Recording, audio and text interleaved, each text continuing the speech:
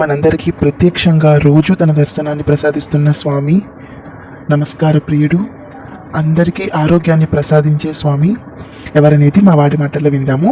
వినండి. మార్నింగ్ మనం ఎక్కడికి వెళ్ళాము? హార్స్ మీద ఎవరు కూర్చున్నారు? సన్న. ఎన్ని హార్సెస్ మీద కూర్చున్నాడు సన్న? 1 2 3 4 5 6 7. ఏ కలర్ హార్సెస్?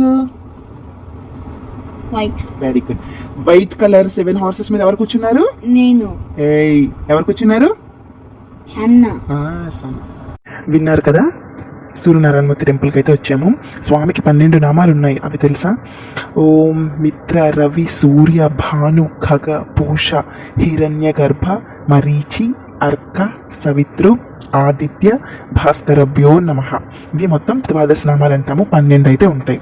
అయితే హిందూ పురాణం ప్రకారం అదితి కశ్యపుని మొత్తం 12 మంది కుమారులు ఉన్నారు. వాళ్ళని 12 ఆదిత్యులు అంటామన్నమాట.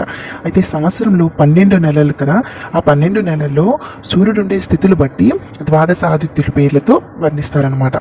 ధాత, ఆర్యముడు, మిత్రుడు, వరుణుడు, ఇంద్రుడు, వివస్వంతుడు, అంశుమంతుడు, త్వష్ట, విష్ణువు, భగుడు, పూషుడు, క్రతువు, ఇలా 12 మంది అనమాట.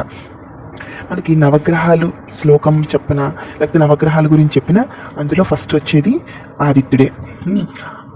ఆదిత్యాయ సోమాయ మంగళాయ బుధాయ చ గురు శుక్ర శని బెశ్చ రాహవే కేతవే నమః. మనకి నవగ్రహాల్లో ఫస్ట్ ఆదిత్యుడే. అయితే సూర్యుడు కశ్యపుని కుమారుడు, భార్య అదితి కాబట్టి స్వామికి ఆదిత్యుడు అని కూడా అంటారు. సప్త అశ్వాలు ఉన్న రథం స్వామివారి వాహనం. అయితే ఈ సప్త అశ్వాలు 7 చక్రాలకు ప్రతీకలు అనమాట. మూలాధారం, స్వాధిష్టానం, మణిపూరకం, అనాహతం, విశుద్ధ, ఆజ్ఞాచక్రం, సహస్రారం. ఇవి 7 చక్రాలుకి ప్రతీకలు అనమాట. అయితే ఇప్పుడు మనం చూస్తున్న టెంపుల్ సింహాచలం దగ్గరలో ఉన్నదనమాట. ఇది సింహాచల దేవస్థానం వాళ్ళ చేతే నిర్మించబడింది. అడవరం దగ్గర కృష్ణాపురం అని ఉంది, అక్కడ ఈ స్వామివారి టెంపుల్ ఉంటుందన్నమాట. సింహాచలం నుంచి సుమారు 2 కిలోమీటర్ల దూరంలో ఈ టెంపుల్ ఉన్నది. ఇక్కడ ఆదివారం అయితేనే భక్తులు ఎక్కువ ఉంటారు. మనకి పూజకి కావలసిన సామాన్లైనా అన్నీ కూడా అక్కడ పంతులు గారు కానీ అందరూ ఆ రోజు అయితే ఉంటారనమాట. నార్మల్ టైంలో వెళ్ళి మనం పూజ చేసుకోవచ్చు. ఇక్కడ ఏంటంటే స్వామివారు ఏకచక్ర రథం పైన ఉంటారనమాట. చుట్టూ కొండలు అవి చూసారు కదా, మొత్తం వెనకంతా కొండలు. అక్కడ స్వామివారు నల్లని రాతితో చాలా అందంగా అయితే కనిపిస్తారు, ఆకర్షణీయంగా ఉంటుంది. ఇక్కడ గోశాల కూడా ఉన్నదనమాట.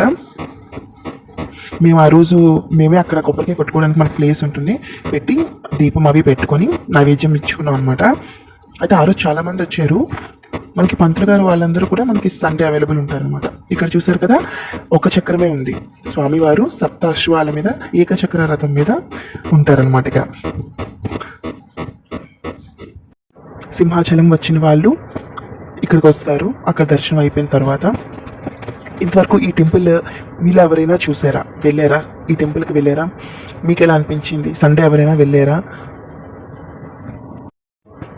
ఇగో ఇక్కడ ఏకచక్ర రథము స్వామివారు.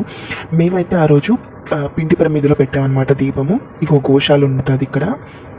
మనకు కావాలంటే అమౌంట్ ఇస్తే వాళ్ళు మన పేరు మీద వాళ్ళని చూస్తారనమాట. ఆవుని వాటికి దానా గట్ట పెడతారు కదా, అది చూస్తారు. మా దర్శనం అయితే బాగా జరిగింది. వచ్చే ముందు ఇలా చిన్న క్లిప్. అయితే మీరు ఎంతమంది వెళ్ళారో నాకు కమెంట్ చేయండి. ఇదైతే విశాఖపట్నం సింహాచలం దగ్గర ఉన్న సూర్యనారాయణ స్వామి టెంపుల్. ఈ వీడియో మీకు ఎలా అనిపించింది? ఈ వీడియో కనుక మీకు నచ్చినట్టయితే లైక్, షేర్, కమెంట్ చేయండి. సబ్స్క్రైబ్ చేసుకోకపోతే సబ్స్క్రైబ్ చేసుకోండి.